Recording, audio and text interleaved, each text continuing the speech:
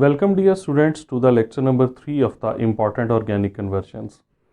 The link of the video lecture number 1 and lecture number 2 about the important organic conversion is given in the description of this video. So the organic conversions that we are going to discuss in this lecture number 3, they belong to the chapter of the alcohol, phenol and ether. Now my dear students, the first conversion is methanol to ethanol.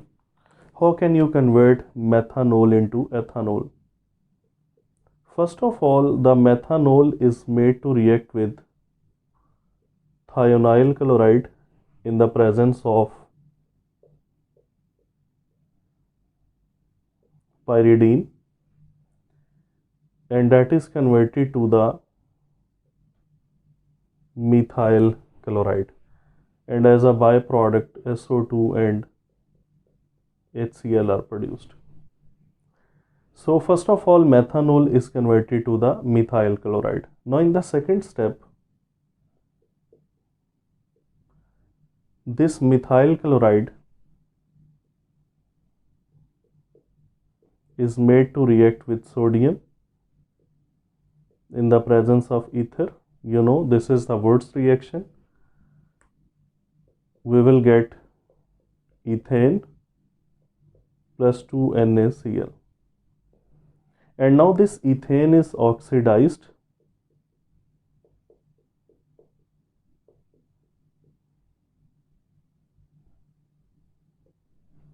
in the presence of copper 400 degrees C, 200 atm, and we will get ethanol. So this is a three-step conversion that how you can change methanol to ethanol. Now let us move towards the second conversion, which is ethanol to methanol.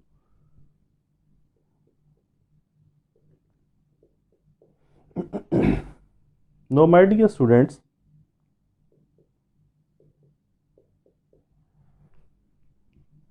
ethanol is oxidized by acidified K2Cr2O7. You will first get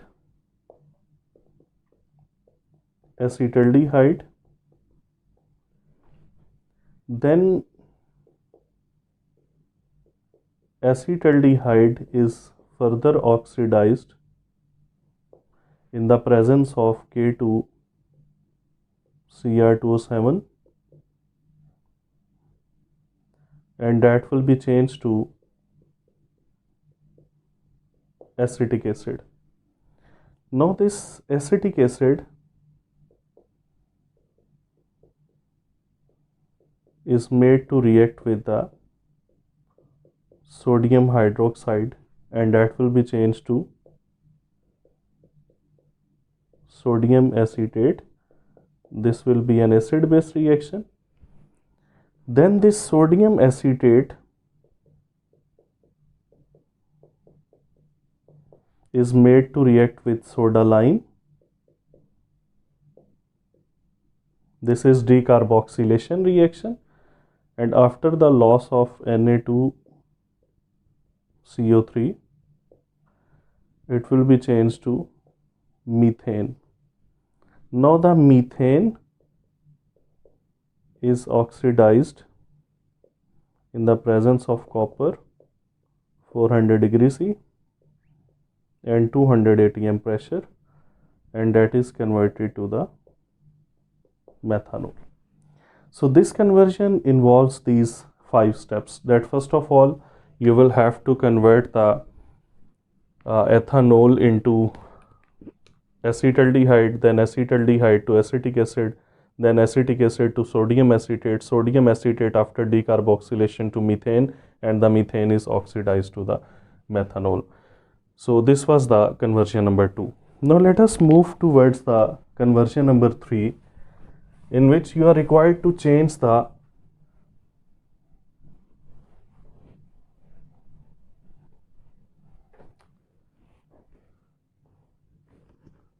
ethanol to isopropyl alcohol.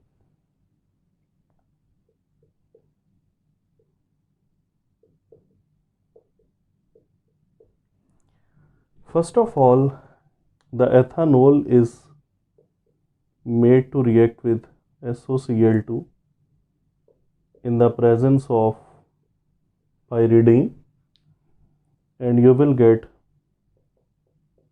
ethyl chloride, and as a byproduct, no doubt, SO2 plus HCl are produced.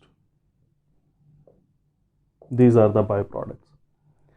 Now this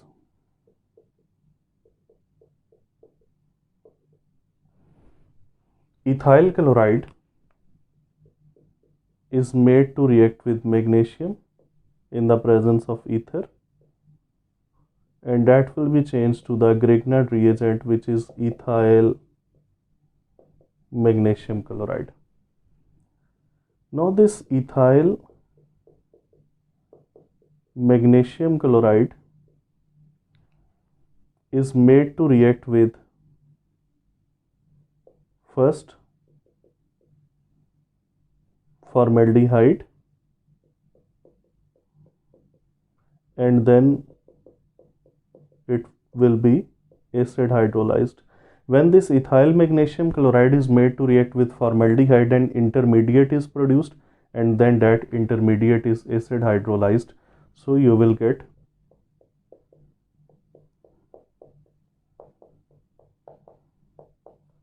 one propanol. My dear students, you know that when the Grignard reagent reacts with formaldehyde, it forms primary alcohol. So Grignard reagent is having 2 carbon, 1 carbon from formaldehyde, and a primary alcohol of the 3 carbons is produced, which is the 1-propanol. Now next, this 1-propanol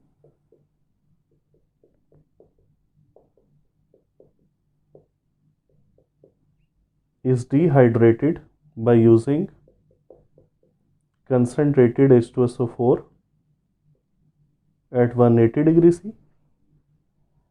After the loss of water, that will be changed to propene. And now the propene is hydrated in the presence of 10% H2SO4 and mercuric sulfate. You will follow the Markovnikov rule, and when you will follow the Markovnikov rule, the negative part of the reagent will move to the carbon having lesser number of hydrogen, so you will get isopropyl alcohol. So this conversion again involves the 5 steps. First, ethanol is converted to ethyl chloride, then ethyl chloride to ethyl magnesium chloride. Ethyl magnesium chloride is made to react with formaldehyde, and the intermediate formed is acid hydrolyzed to 1-propanol. Then 1-propanol is dehydrated to propene, and propene is hydrated according to Markovnikov rule to the isopropyl alcohol. My dear student, how these organic conversions can be performed, from where we will start thinking and to where we will end our thinking. I have already delivered a lecture on the tips and tricks to perform the organic conversions. The link of the lecture is given in the description. You should watch that lecture, and then these conversions, they will look easier to you. Now let us move towards the 4th one. How can you convert formaldehyde into ethanol?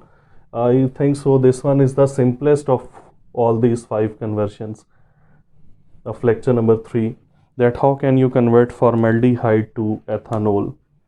My dear students, the formaldehyde is made to react with simply methyl magnesium bromide in the presence of, first of all, ether. An intermediate will be formed, and then that intermediate will be acid hydrolyzed, and you will get ethanol, a primary alcohol. So this was the simplest of all these conversions, and keep in mind that when you are writing down the conversion, you are not required to write down the mechanism of this reaction. Simply write down the correct reagent and the net reaction. Now the final one, acetone to ethyl alcohol. My dear students, when you are required to convert acetone to ethyl alcohol, first of all, acetone is oxidized by using a strong oxidizing agent K2Cr2O7 and H2SO4, and you know that it will be changed to a mixture of the acetic acid and formic acid. Now this acetic acid will be extracted from this mixture,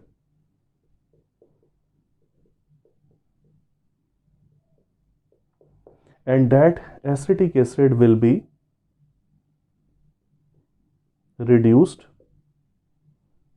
by using the lithium aluminium hydride, and after reduction it will be changed to ethanol. So this conversion is again a relatively simpler one, that acetone is first oxidized to a mixture of acetic acid and formic acid, and then acetic acid is partially reduced to the primary alcohol, which is the ethanol. So that was the conversion number 5. Now my dear students, these 5 conversions are very important conversions from the chapter of the alcohol, phenol and ether. So you will have to memorize these conversions, and you will have to practice these conversions again and again. So it was all about lecture number 3. Take care.